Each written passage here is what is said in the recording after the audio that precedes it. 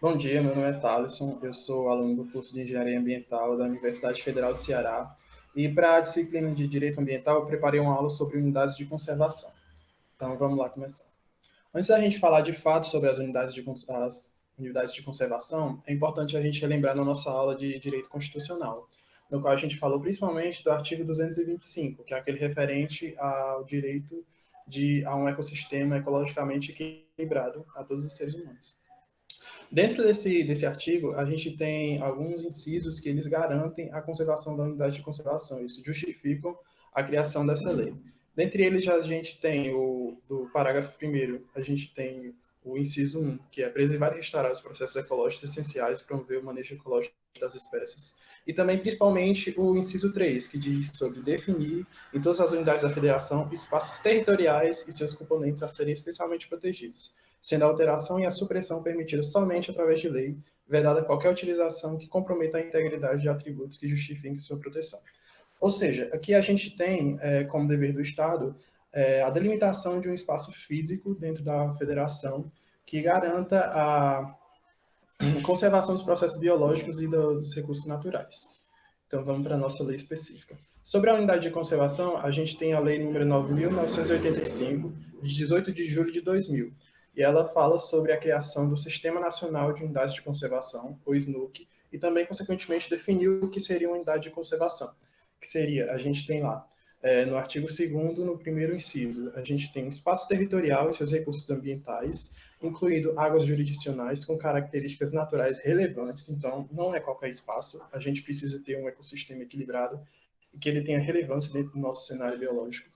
E também legalmente instituído pelo poder público, ou seja, que a gente volta no que eu falei no slide anterior sobre Constituição, que é o poder público definindo espaços territoriais que garantem a permanência dos nossos recursos naturais e a preservação deles, com o objetivo de conservação e limites definidos. Ou seja, esses limites eles são definidos por órgãos técnicos, por órgãos específicos, não são acidentes geomorfológicos, mas a gente tem outros exemplos que eu vou dar um pouco mais para frente. Sobre regime de especial administração, então eles têm uma lei interna, que é o plano de manejo, que eu vou falar mais à frente também, ao qual se aplicam garantias adequadas de proteção. Antes da gente falar sobre os tipos, é importante eu esclarecer algumas coisas aqui. Quem pode criar as unidades de conservação? Entes do poder público, tanto da esfera federal, quanto estadual, quanto municipal também. Prefeitos também podem criar. E, claro, o Distrito Federal também pode criar unidades de conservação. E como essa criação se dá? Ela pode ser por lei ou por decreto. E para que haja a modificação, a supressão, a extinção dessa unidade de conservação, ela só se pode ser resolvida através de lei específica. O que isso tudo significa? Se a gente pensar no processo legal como um todo, como um processo complexo, burocrático, cheio de entraves, de processos específicos, a gente vê que para a gente criar uma unidade de conservação é bem mais fácil do que a gente modificar ela ou suprimir. Por quê? Porque quando a gente cria uma unidade de conservação, a gente está trazendo um bem para a sociedade, para o ecossistema. Quando a gente faz uma modificação nela, suprime ou extingue, a gente está retirando um importante recurso que a gente tem ali no nosso país. Por conta disso, a gente tem que, até mesmo um decreto, que é algo tecnicamente bem simples comparado a uma lei específica, a gente pode estar criando uma unidade de conservação. Enquanto para suprimir, a gente precisaria de uma lei específica, que torna bem mais difícil que a gente faça essa supressão de unidade de conservação, garantindo assim a existência desse mecanismo no nosso país, a criação e a permanência deles. Então, no artigo 7º, a gente tem os tipos, os grupos que compõem as unidades de conservação. A gente tem o grupo 1, que seria as unidades de proteção integral, e o grupo 2, as unidades de uso sustentável. Dentro desses grupos, a gente tem diferentes categorias. Mas falando sobre o objetivo de cada um, a gente pode ver lá na lei que as unidades de proteção integral têm como objetivo preservar a natureza, sendo admitido apenas o uso indireto dos recursos naturais, com exceção dos casos previstos nesta lei. O que isso significa? Nas unidades de proteção integral, em todas as categorias que a gente vai ver mais para frente, tem como objetivo preservar os recursos naturais na sua integridade. Ou seja, só são admitidos usos dessas unidades quando são usos indiretos. O que seriam usos indiretos? Usos indiretos são aqueles que não causam dano ou subtração, retirada de qualquer recurso natural que a gente tem dentro da nossa unidade de conservação. Já quando a gente fala sobre unidades de uso sustentável, elas têm como objetivo compatibilizar a conservação da natureza e o uso sustentável de parcela dos recursos naturais.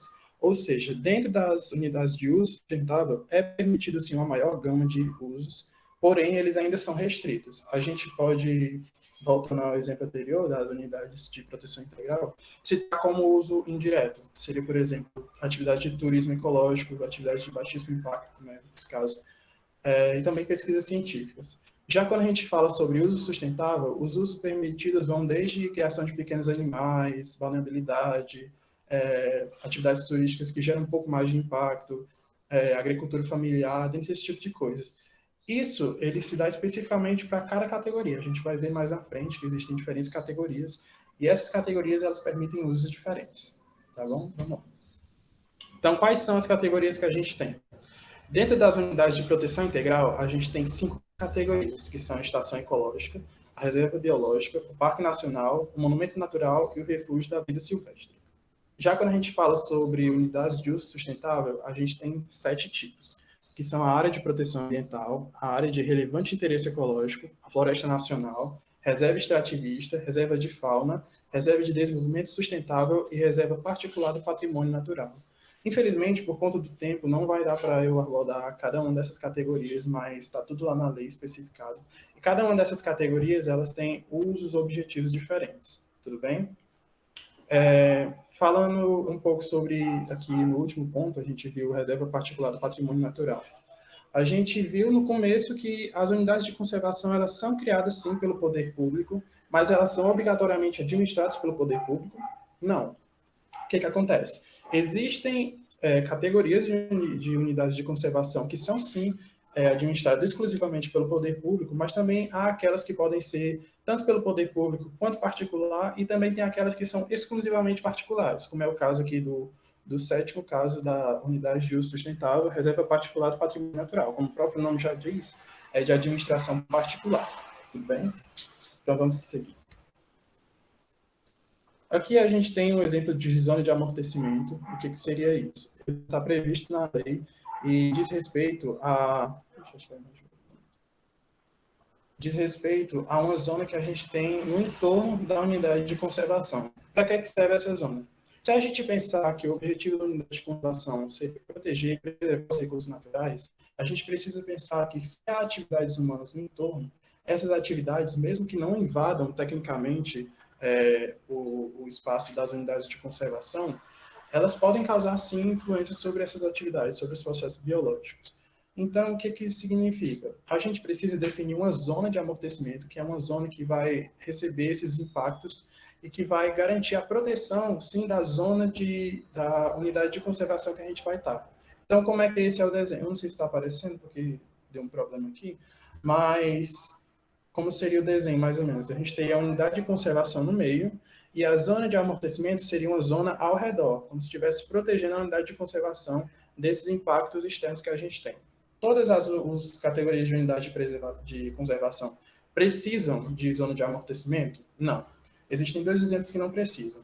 As áreas de proteção ambiental e a reserva particular do patrimônio natural. Esses 2 exemplos não necessariamente precisam ter uma zona de amortecimento. Mas é interessante? Porque assim a gente consegue proteger a nossa unidade de conservação dos impactos nocivos das atividades humanas no entorno.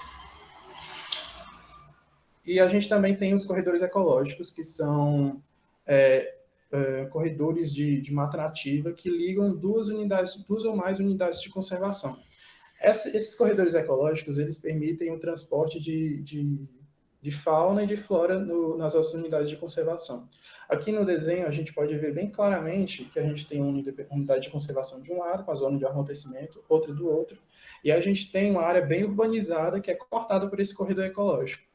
Caso a gente não tivesse esse corredor ecológico, a gente não conseguiria ter um transporte de sementes, de pólen, de frutas, de flores, e também nem de animais, que conseguem se locomover por meio desse corredor de uma reserva para outra, e permitindo, assim, que os processos biológicos eles sejam mais efetivos. Esses corredores ecológicos, eles são obrigatórios? Não. O que a lei diz? A lei diz que sempre que for conveniente, passível da gente instalar um corredor ecológico.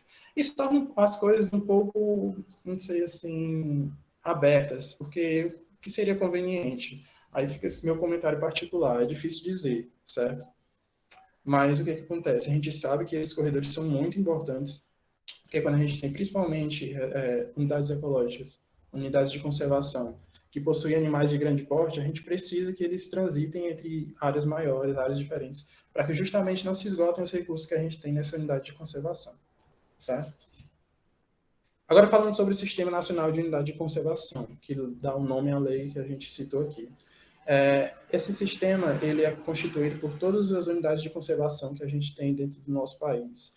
E ele é administrado por diferentes órgãos. A gente tem como órgão consultivo o Conselho Nacional do Meio Ambiente, o CONAMA.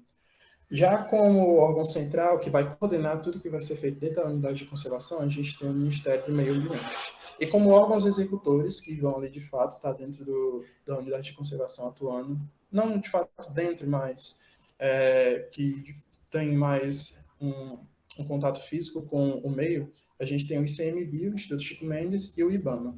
E também, de forma supletiva, a gente tem os órgãos estaduais e órgãos municipais que seriam competentes de estarem ali dentro. Né? O SNUC ele tem diversos objetivos, que basicamente giram em torno da preservação dos recursos naturais, dos animais, das plantas, e também contribuir com o desenvolvimento sustentável de uma região, promover a educação ambiental e atividades que promovam o desenvolvimento das comunidades tradicionais e também que garantam renda a essas comunidades. Aqui a gente tem todos os 3 objetivos. Eu não vou ler porque senão vai ficar muito extenso, mas está tudo lá na lei. E é basicamente isso que eu falei. Tudo bem? Ainda sobre o sistema, como eu já falei, os órgãos, né? A gente tem o órgão central, como o Ministério do Meio Ambiente, o órgão consultivo dele é o tipo Conselho Nacional de Meio Ambiente, o Instituto Chico Mendes e o IBAMA como executores e, de caráter supletivo, os órgãos estaduais e municipais. Agora falando sobre o plano de manejo. O que é o plano de manejo? Esse plano de manejo ele é a lei interna que vai reger todas as atividades que vão ser feitas dentro da unidade de conservação.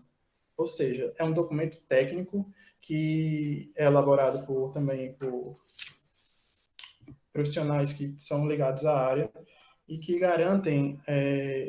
estabelecem, na verdade, os objetivos daquela unidade dentro da categoria que ela se encaixa e também fala sobre a área, sobre o tipo de manejo que vai ser realizado e sobre a implantação ou não de alguma estrutura física para que seja facilitado as atividades que serão realizadas lá dentro.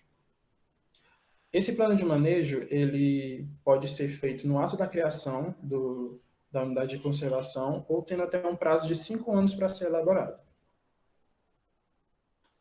Falando sobre compensação ambiental, algo que a gente viu quando a gente estava estudando estudos de impacto ambiental, relatório de impacto ambiental, vale a pena relembrar que compensação ambiental é uma porcentagem, um valor que empreendedores que, como eu posso falar, desenvolvam atividades com significativo impacto ambiental, ou seja, que sejam passivos da elaboração de um EIA ou de um RIMA, eles são obrigados a doar para alguma instituição, para alguma unidade de conservação, referente ao montante de tudo que foi despendido para a construção daquele empreendimento. Ou seja, resumindo, soma-se tudo que foi gasto dentro do empreendimento, tira uma porcentagem, essa porcentagem, fora todas as atividades de planos de monitoramento do ecossistema, sobre medidas mitigadoras, a gente deixa isso de lado, soma todas as atividades que foram, todos os custos relacionados ao empreendimento, pega uma porcentagem, essa porcentagem é doada para a unidade de conservação, por exemplo.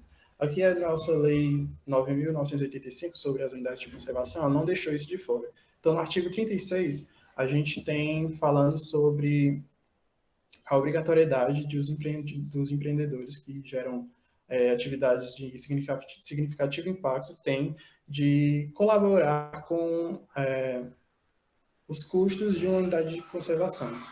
A gente pode falar, no caso, de uma unidade de proteção integral, mas também quando os impactos dessa atividade elas impactam uma unidade de uso sustentável, sendo a própria unidade de conservação ou a zona de amortecimento ou os corredores ecológicos, essas unidades elas também seriam beneficiadas pelo montante da compensação ambiental.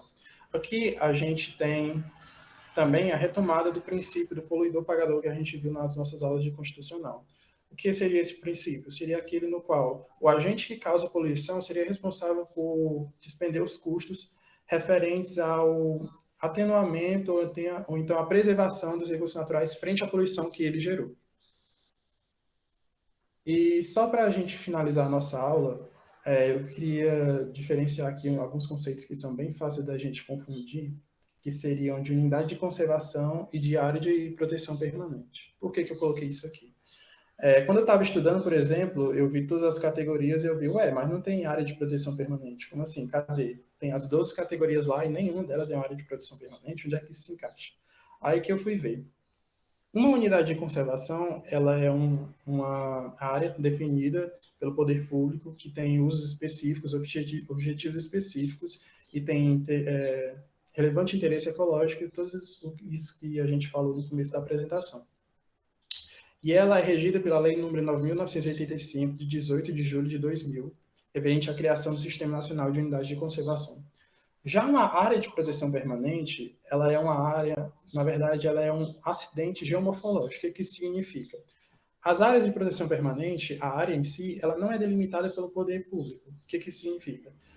Elas são acidentes, ou seja, quando a gente estuda a lei número 2.651, de 25 de maio de 2012, que é referente ao novo Código Florestal, tem como definido lá que as áreas de proteção permanente são áreas de sensibilidade ambiental e que devem ser preservadas pelo poder público. Ou seja, não é uma área que foi definida pelo poder público. Simplesmente ela aconteceu e, por estar lá, por existir, ela é definida como uma área de proteção permanente. Como, por exemplo, a gente tem áreas de encosta, a mata ciliar, que é aquela área que fica no entorno dos rios, e também algumas áreas de mata atlântica. Por isso que é bem importante a gente diferenciar para não confundir, até porque são duas leis completamente diferentes. Tudo bem? Espero ter esclarecido algumas dúvidas. Obrigado pela atenção. Até a próxima.